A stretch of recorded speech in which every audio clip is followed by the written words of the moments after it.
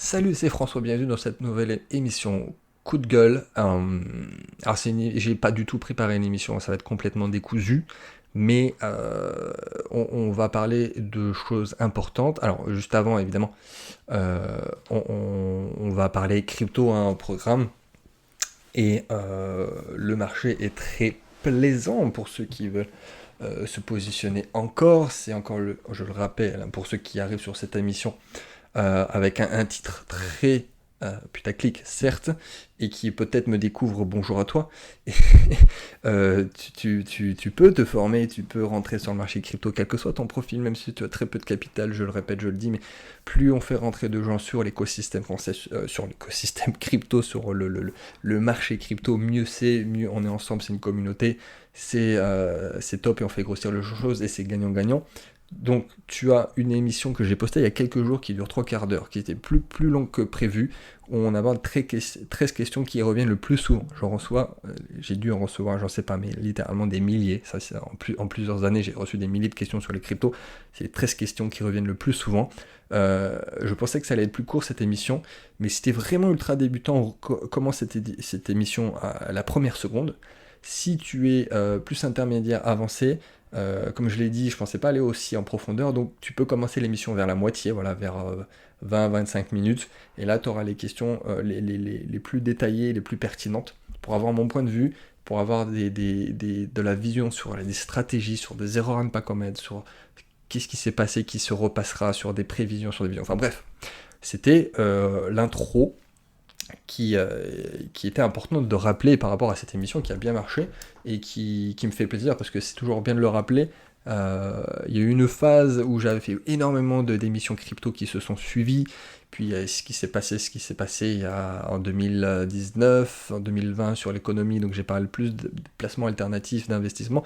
J'essaie d'alterner toutes les questions, que ce soit purement économique, financier, investissement à haut rendement, investissement alternatif, exotique, d'avoir des interviews, de vraiment aborder tous les sujets. De toute façon, la crypto, c'est un marché alternatif, hein, c'est un marché encore petit et pour moi, il faut avoir une allocation en crypto, au minimum en Bitcoin, en 2020-2021 pour n'importe quel investisseur qui se respecte.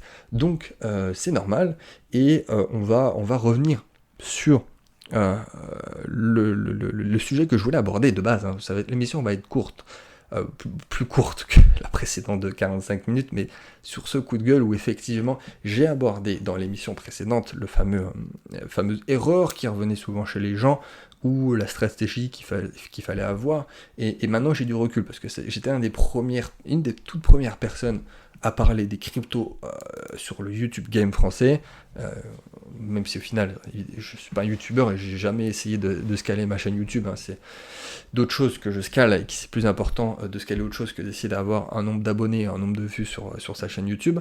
Et puis même en termes de formation, de programme, j'étais un des premiers avant qu'il y ait la bulle de 2017, là qui est un peu tout et n'importe qui a rêvé, qui commence à faire du contenu ou de la formation dessus, et après bizarrement il n'y avait plus personne. En 2018-2019, début 2020, il n'y avait plus grand monde, et puis voilà, parler de crypto à ce moment-là, c'était beaucoup moins intéressant, c'est beaucoup moins de vues, et puis même enfin, dans un bear market, un marché baissier, c'est moins intéressant d'en parler, quel que soit l'actif, là pour le coup, quel que soit le marché, c'est moins intéressant d'en parler, parce que c'est moins intéressant, et si on ne sait pas gérer son argent, ou on ne sait pas investir dans un bear market, si on ne sait pas tirer des profits, si on ne sait pas shorter, si on ne sait pas avoir les micro-tendances haussières dans un marché baissier, forcément ça va être moins intéressant, et pour un investisseur, forcément là c'est pas du tout intéressant. Soit il faut se retirer avant, si on sait qu'on va partir sur un bear market parce que tout est cyclique,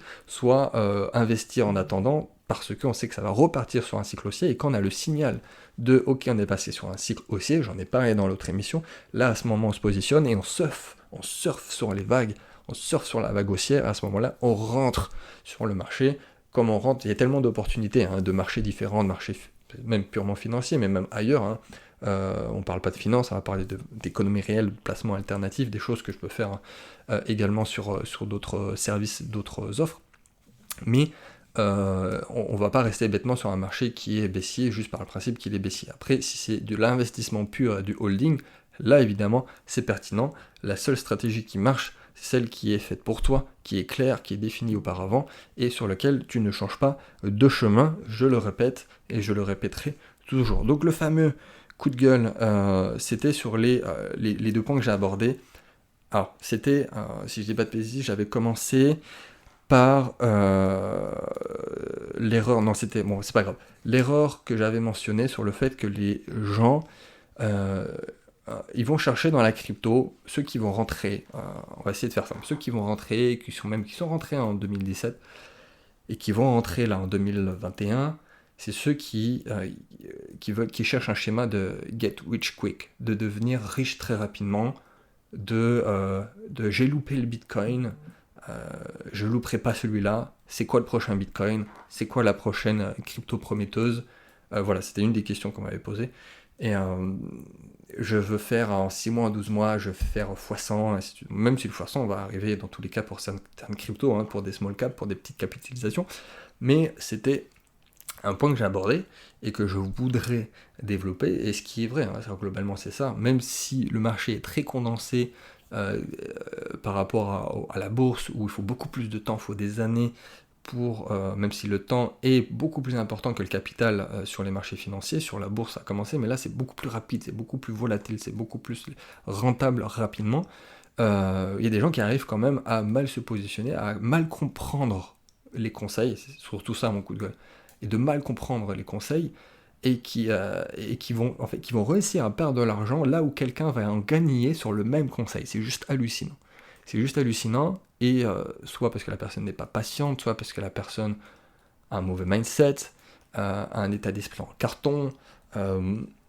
Mais là où je vais te dire, ok, tu peux, encore une fois, hein, c'est pas des conseils financiers, mais je dis ce que je fais, et je fais ce que je dis. Et quand tu vas te placer sur telle chose ou telle chose, déjà, c'est toi qui le fais. Hein. C'est-à-dire que cliquer sur le bouton acheter ou vendre, c'est toi qui le fais, c'est pas moi. C'est bien de le rappeler, mais il y en a qui l'oublient apparemment. Et deuxième chose, prendre un conseil, juste un, sur des centaines, au final, de conseils qu'il faut donner à quelqu'un qui se lancerait sur la crypto, c'est comme prendre une phrase dans une déclaration sortie de son contexte. Tu peux faire tout dire à quelqu'un. Bah, c'est la même chose. Prendre un conseil où François il a dit d'acheter telle chose à tel moment, et basta, mais par contre je sais pas du tout son money management, je connais pas le reste de son portefeuille, je connais pas sa stratégie, je connais pas son plan d'action, je connais pas son point de sortie, je connais pas ses différents points de sortie, parce qu'il faut en avoir plusieurs, forcément, sorti de son contexte, ça fait mal, et tu peux faire n'importe quoi. Là où je vais gagner de l'argent, là où certains de mes clients qui vraiment respectent les choses que je veux dire, là où eux vont gagner de l'argent, vont gagner beaucoup d'argent, bah, cette personne elle va en perdre, et non seulement elle va pas assumer, mais en plus elle va le revenir vers moi. Donc ouais, c'est un vrai coup de gueule. Hein. C'est un vrai coup de gueule parce que c'est encore une fois, c'est 1 pour 1000. Enfin, il y a 999 personnes qui sont contentes, ravies, plus que ravies, et même des personnes, que ça soit payant ou gratuit, hein, que ce soit une personne qui soit dans le programme payant ou quelqu'un qui a écouté une émission où je réponds simplement à tous les mails. Donc globalement, je vais aider des personnes même qui ont très peu de capital, ou des très très jeunes, ou des personnes qui sont dans la difficulté. Si elles vont appliquer, je vais avoir des remerciements, c'est pour ça que je le fais. À la fois pour aider les personnes, pour les accompagner, et aussi parce que, même d'un point de vue macro, le principe de la crypto, de la blockchain, ça me passionne, et j'ai envie d'être un porteur de parole, et de ramener le plus de personnes, même des sceptiques, même des personnes qui ne sont pas du tout convaincues, et essayer de les ramener là-dessus. Donc ça, c'est l'idée de base. Mais voilà, si c'est un conseil gratuit, un conseil payant, peu importe, hein, mais que la personne le fait mal, l'applique mal, ou n'a qu'une partie de l'histoire, ou même, on va dire, à l'histoire, mais n'applique pas, parce que là aussi, comme on l'a dit, hein, on peut avoir le même conseil à plusieurs personnes, il n'y aura pas les mêmes résultats. Hein. C'est juste la psychologie humaine, c'est passionnant. Sur les faits, c'est passionnant. Après, pour 1000 personnes ravies, et que j'ai des remerciements, et je vous remercie pour les remerciements, parce que si j'avais pas ce genre de retour, ça fait un moment que j'aurais arrêté. Mais voilà, il y a toujours une personne de temps en temps qui va venir me voir en privé, et c'est très très très limite parfois, et qui va me dire, voilà, j'ai fait ça, et je vais dire, mais en fait, j'ai jamais dit de faire ça. C'est le fameux conseil sorti du contexte des 100 conseils qu'il fallait donner. Ou alors t'as pas formé, et même des personnes des fois qui regardent pas, je leur dis regarde ça, elle revient après et dit mais en fait moi je peux voir ce que t'as regardé ou ce que t'as pas regardé, ou si tu me le dis t'étais vraiment conscient de ce que, si tu dis la vérité. Et à ce moment-là, bah, moi je le comprends très facilement, enfin, je prends de la hauteur, moi je peux prendre du recul, puis je forme des milliers de personnes, donc je vois ce qui fonctionne pas, ce qu'il faut faire, ce qu'il faut pas faire, le mindset même, ce qui est très très très important, au-delà de la technique. Mais donc, faut avoir un plan clair, il faut avoir un état d'esprit, hein, ça peut paraître bête de le répéter encore une fois, mais si déjà dans ta vie c'est pas la folie, commence pas à faire de l'investissement parce que ça va être pareil. En général, c'est pour ça qu'on dit il y a toujours une personne pour qui tout ça réussit, une personne pour qui ça tout foire. Non, c'est juste que c'est normal. Si t'es pas aligné à un endroit, en général, il y a tous les spots de ta vie, si je puis dire, qui vont pas bien aller. C'est très très rare d'avoir réussi sur énormément de choses et d'avoir aussi des échecs complets sur d'autres. Bref. Parce que le mindset, il est là. Et normalement, un mindset de réussite ou de remise en question ou d'ouverture d'esprit, tu l'as partout. C'est pas juste je vais l'avoir en privé, mais par contre en pro, en perso, ou alors en pro, je vais pas l'avoir du tout. Donc c'est cette remise en question et de focus et de revenir ce qui n'a pas été et d'avoir 100% le fait de se dire que c'est nous-mêmes qui avons fait l'action et que peut-être c'est à nous-mêmes, voilà, c'est de inside out, c'est-à-dire que ça vient de nous et c'est outside in qu'on devrait l'avoir. C'est-à-dire que la perception de l'extérieur, c'est de l'intérieur qu'on doit l'avoir et pas l'inverse. Et que l'erreur vient de toi en fait. L'erreur revient de ce que tu as mis en place, de la perspective, de la perception du monde que tu as. Et à ce moment-là, oui, l'erreur va venir de ce que tu auras mis en place. Et, donc pour revenir au marché des cryptos, et c'est pour ça que j'ai hésité à la faire, mais le marché des cryptos, c'est ultra dynamique, c'est violent, c'est pas fait pour les faibles. C'est pas fait pour les faibles, et de toute façon ça reste un marché financier, c'est-à-dire qu'il y a des entrées et des sorties, et s'il y a des gagnants, des très très gagnants, c'est qu'il y a des perdants. À commencer par des choses très très basiques, c'est-à-dire que les pros et les institutionnels, eux, ils ont les informations avant nous, avant toi, avant moi, ils savent vers quoi ça va aller, ils savent vers quoi ça ne va plus aller, et déjà, eux, ils vont prendre leur beurre, ils vont faire leur argent drastiquement, massivement. Donc déjà, part sur le principe là, que déjà, eux, hein. Et ensuite, tu as les personnes, on va dire, intelligentes, qui ne changent pas de chemin en cours de route, qui ont un vrai mental et un vrai plan d'action. Et à ce moment-là, elles aussi vont gagner de l'argent.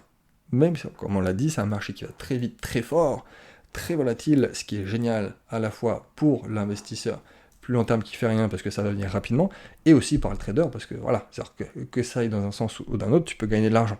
Hein, je le rappelle, quand on maîtrise aussi le principe du short et du bear market, même quand ça se casse la gueule, tu peux gagner énormément d'argent. Tu peux regarder le film The Big Short, personnes qui ont fait des millions alors que tout le reste se casse la gueule, parce que tu as pu définir et mettre en place des choses qui a fait que, ok, tu vas prendre tes bénéfices sur des gens qui vont vendre par panique ou par tout simplement une stratégie qui était mauvaise. Et donc à ce moment-là, je sais plus vraiment vers où je voulais aller, mais tu peux gagner de l'argent quel que soit le marché. Voilà, c'est ce que je voulais dire. Mais prends pleinement conscience de ce que tu fais, et tu sais que même sur un cycle haussier, tu vas te prendre des moins 10, moins 20, moins 30%, et c'est ok, et tu pars de ce principe-là. Si, voilà, vraie conclusion, si t'es pas prêt à avoir ça, si la seule chose que tu fais, c'est d'attendre la vidéo YouTube de deux machins ou de trucs, ou de se dire, ah peut-être que François il va me donner un conseil, peut-être qu'il va me répondre à mon mail, ou peut-être qu'il va me répondre à mon commentaire, ou je ne sais quoi, bah c'est mort en fait, ne rentre pas sur le marché, va faire autre chose, va faire de l'immobilier ou continue ton job que tu détestes, lève-toi le matin, va voir ton patron que tu n'aimes plus depuis le temps mais tu n'as pas le courage d'arrêter et de vraiment avoir un mindset en béton, et à ce moment-là c'est ok, mais non seulement de ne pas assumer et de se plaindre, c'est horrible, c'est horrible. Alors je sais pas si tu t'es abonné à mon mon canal Telegram gratuit. Bon, ça fait pas longtemps qu'il est ouvert, hein. Je te mettrai le lien dans la description si c'est la première fois que tu en entends parler. J'avais dit un truc il y a pas longtemps, effectivement, où c'est une citation que j'aime beaucoup, qui est très simple, mais qui est également assez connue, où on dit « The winners focus on winning, and losers focus on winners ». Très très simple, hein. C'est que les gagnants vont focus sur ce qu'il faut mettre en place, et ils vont complètement occulter le monde extérieur, le contexte, comme ce que les gens vont dire, ce qu'on va dire de toi, ce qu'on va dire de ce que tu fais, de ton image, et ainsi de suite. Hein, un peu ce j'avais fait une émission sur John Templeton où le mec était parti s'exiler aux Bahamas pour ne pas être dans la folie de Wall Street, comme à New York, il y a quand même plusieurs milliers de kilomètres, et au moment où il a déménagé, le gars, il a eu beaucoup plus de résultats que quand il était à Wall Street, parce que tu as le brouhaha de Wall Street qui a les on dit que, machin qui fait que, voilà, c'est parce que le winner, il a voulu focus sur la win, et à ce moment-là, il a fait en sorte d'avoir que son plan d'action qui soit respecté, d'être dans sa bulle, d'être dans son écosystème avec ses outils, sa stratégie à lui qui fonctionne, par rapport à lui, hein, qu'il aura défini et qu'il va respecter, et c'est ok. Par contre, les losers focus on winners, ça c'est ok, c'est ceux qui vont avoir un mauvais mindset, les losers, et ils vont regarder ceux qui vont réussir, et ils vont rentrer dans cette haine. Genre que c'est le mec qui pourrait donner 99 bons conseils, et un conseil, ou une erreur, ou un truc approximatif, ou un truc qui a été perdant, ils vont dire, oh regardez, il n'a pas réussi. Alors qu'évidemment, ça n'existe pas une personne qui dans son domaine qui aura 100% raison. Warren Buffett, il s'est trompé plein de fois. C'est le plus grand investisseur milliardaire. Michael Jordan, il a loupé des centaines et des milliers de shoots. C'est le plus grand basketteur de la planète. Et quel que soit le domaine, j'ai envie de dire, là je commence à partir sur des délires philosophiques, mais que tu sois le pape, Elon Musk ou LeBron James, salut à mes fans de basket, tu auras des haters, tu auras des gens qui vont vouloir littéralement te descendre, ou le pape, quoi, Elon Musk ou LeBron James, des gens qui veulent leur mort, quoi, toi.